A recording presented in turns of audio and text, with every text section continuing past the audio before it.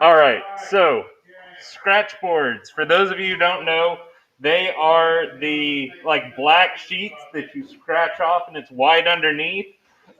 You've probably done them where they might have been rainbow underneath or something. But what we're going to be doing, they are just black with white underneath, and we're going to talk about transferring images and how to go about making your marks. Because the nice thing about Scratchboards, you're not drawing it, you are just tracing it. You can do it with the drawing, transfer it over, but for what we're going to be doing, we're pretty much just going to be tracing them straight onto the scratch boards. Now, it is not quite as simple as that because if you'll notice on this one, um, whenever you go to transfer your image, you're going to be outlining it with a ballpoint pen. Now, I know that's kind of hard to tell up here, but if you look really closely, you'll see that I have outlined pretty much any detail, any value shift. I outlined as much as possible because then you don't have to think about it. It just kind of goes to making those different values and not trying to figure out where your light's coming from, what the textures are. I have this nice little handy do and do not. So you can see here's a little lizard guy. You can see where I outlined it. You want to try to make all of the textures that you can. Um, and you don't want to just do an outline of it. You want to try to show the outlines, any value shifts just with marks. Because which side of this looks better? The one where it has textures and details, or the one where it's just you're carving whatever you outlined? So, this is sort of my do and do not because we're going to be spending time on these, and this does give us a lot of room to really explore different textures, explore values without having to think about getting the initial drawing done. So, for virtuals and for you guys too, I just don't have them made up for you guys yet. You're going to pick up a packet in an envelope. They have a big number written on them just so I can kind of keep track of how many are out. So we're going to do like a little mini unboxing. So, in your packet, you're going to have several things because this should kind of keep us going probably through Thanksgiving. So, and nothing is just in here by accident. So, you're going to have a paper clip. Well, the sheet of paper is just sort of to protect the scratch boards. But you're going to have two different sizes of scratch boards. You're going to have a smaller one and a larger one. And if you have a pre-made pack, you're going to have a page with a small picture and a page with a big picture. If you do not have access to a printer, use these that I have provided for you or something similar that you can use. I don't want it to be where you don't have something or you try to submit it and I try to get it to you but you can't get it. So these are sort of just built into the packets. Now, you're also going to have a scratch tool, a ballpoint pen, and then that paper clip that was holding them together. These are going to be your main tools for this project. So, there are going to be a couple scratch sheets of Scratchboard in there, and I don't have one handy, so I'm just going to use part of my lizard boy. So, when you're using these tools, one thing that's really nice about Scratchboard, you're using teeny tiny materials, which means that it's really easy to get these small details. So you should have a couple scratch pieces of Scratchboard. What I want you to do is to play around with them, get used to the marks they make, because they can make different size marks depending on how you're holding them. Um, and then these should last pretty long. All the blades in these are brand new. Um, because these are all things we got donated from the Thea Foundation. So all the blades are new. If it starts to feel kind of weird, um, kind of like a gritty texture when you cut, blade might be getting dull, but it's probably not going to do that as you're working on the scratch boards that we'll do. Now, if you decide to play around with this and you break it or something, that's kind of what the paper clip's for. Um, you get to MacGyver it. No, but do be careful with this because it is a blade that is curved on each side with a point, not like super. You're probably not going to cut yourself unless you're just playing with it. But with the paper clip, you can unfold the paper clip like so. It is not as much fun to hold, but you can get some really nice lines just with an unfolded paper clip. So that is an option, and I do recommend if you're doing that and you have the paper clip, give it a go, see how you like it.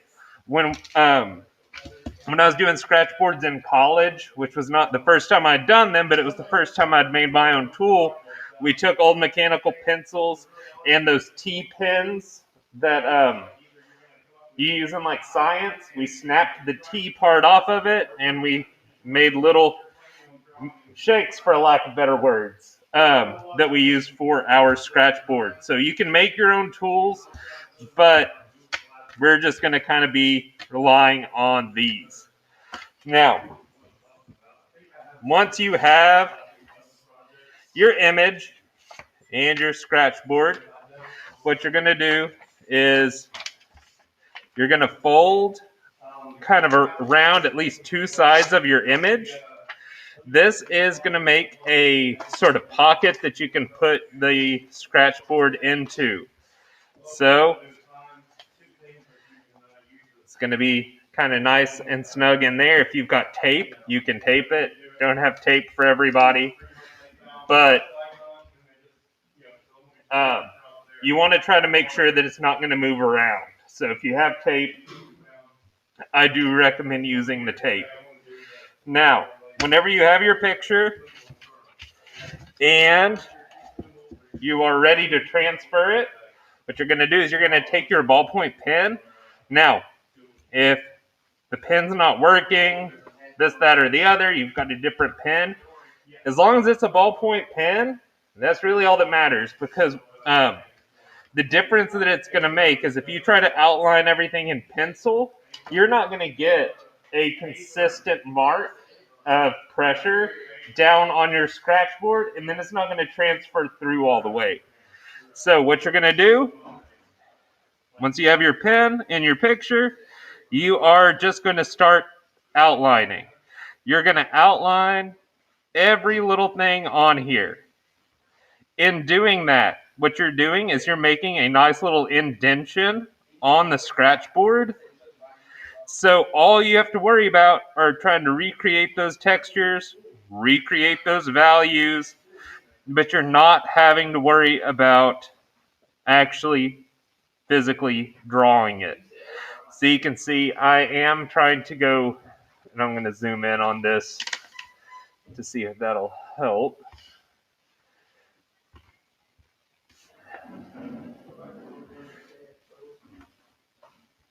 Yeah. So outlining everything. We most of the pictures I have kind of pulled out for you guys are animals, just because animals have interesting textures, sort of regardless of the animals. So that's kind of what we're going to be doing. Usually, I would have you guys collage together imaginary animals, make little abominations. I've got some hanging up back behind my desk. They're terrifying, which is perfect.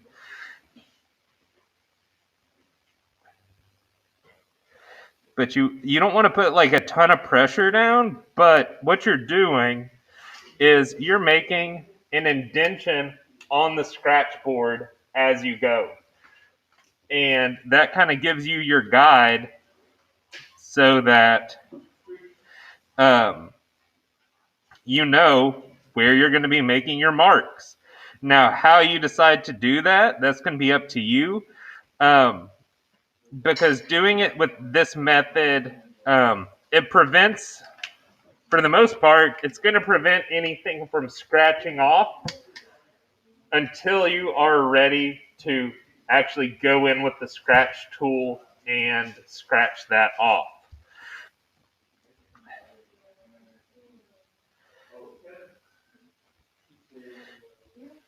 And, this is something where we are really going to be focusing on detail, so you do want to take your time with it.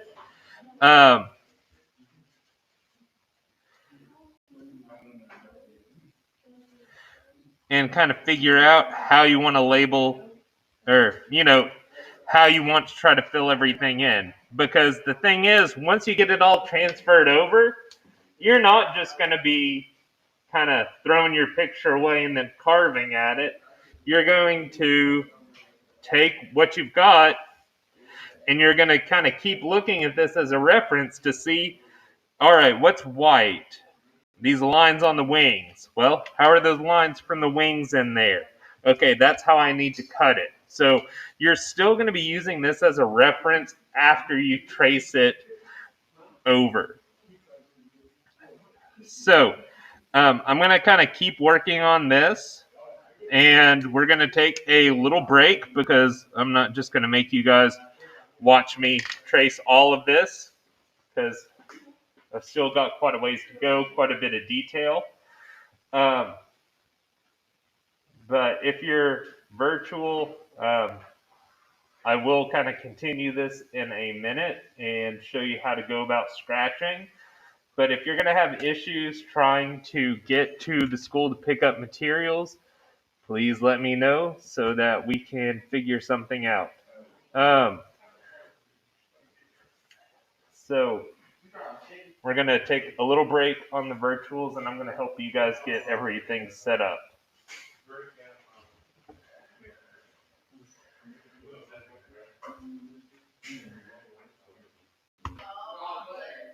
All right, so I have finished getting this outlined. You can see where the indentions are, especially using the light. But I want you guys to notice how much of this I have outlined. Anytime the value changed, I tried to outline because, and you don't really want to pick it up and look at it kind of like I was doing. You want to just try to get as much of it done so that it doesn't shift around on your scratch board.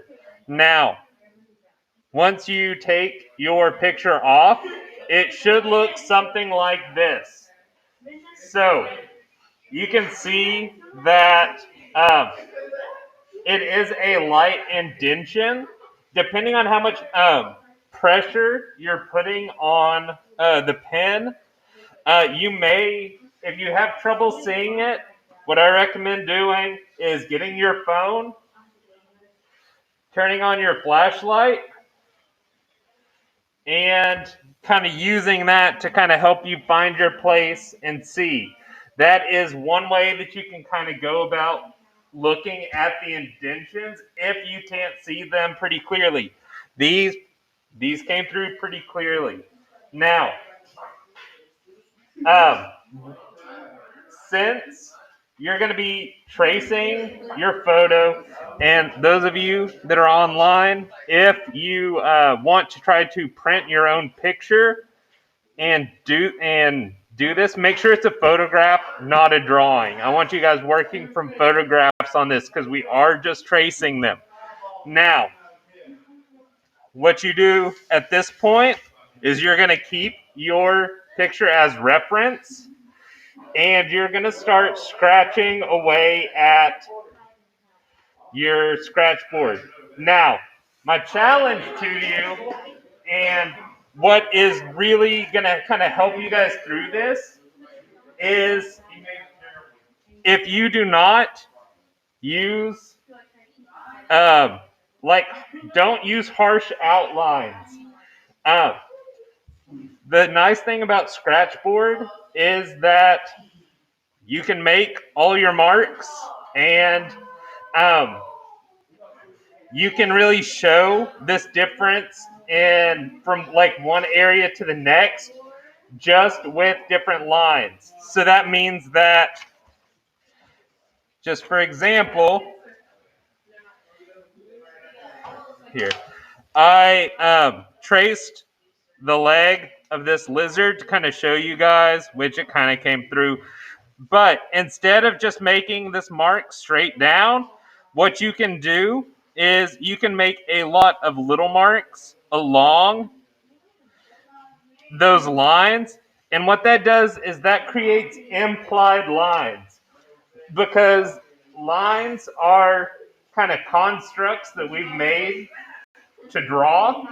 So if you want something to look more realistic, it's not really going to have that outline. It's going to be more of where the different edges meet.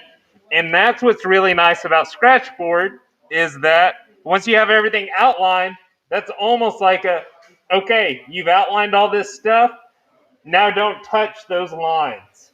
So I'll kind of start up here. So since I'm not going to just scratch a line through this because it's not just bright white, I'm just going to make a series of small marks. And this is kind of building on what we did during Inktober, where we looked at line frequency, line variety, hatching, cross hatching.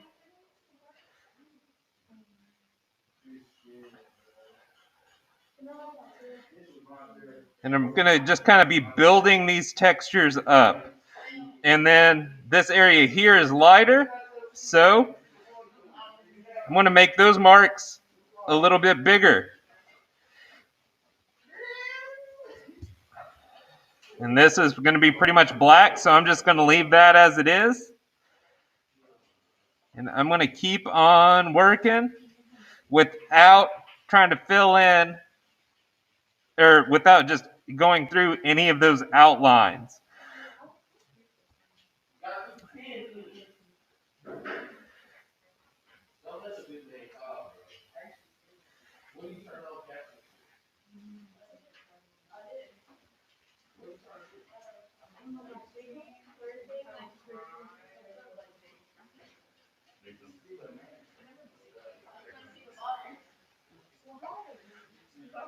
Oh yeah, that's rough. I only made it 4-3 level because So this is pretty much how you're going to go about doing your scratch boards after you get everything done. Lots of small marks. Try to avoid doing any outlines. And I'll probably do a second video of just my process on this. So if you want to kind of see how I do it, you can watch that. I will be posting this video up shortly, so it'll probably be up and posted on Schoology probably within the hour, however long it takes to upload and format and everything. So y'all let me know if you need anything. Make sure that if you do come up here to pick up your materials, you drop off the thank you cards that we did last week. And if any of you guys still have those, I need those like now. So y'all let me know if you need anything. I'll have this video up, and then I'll be posting another video showing my my progress as I go through this.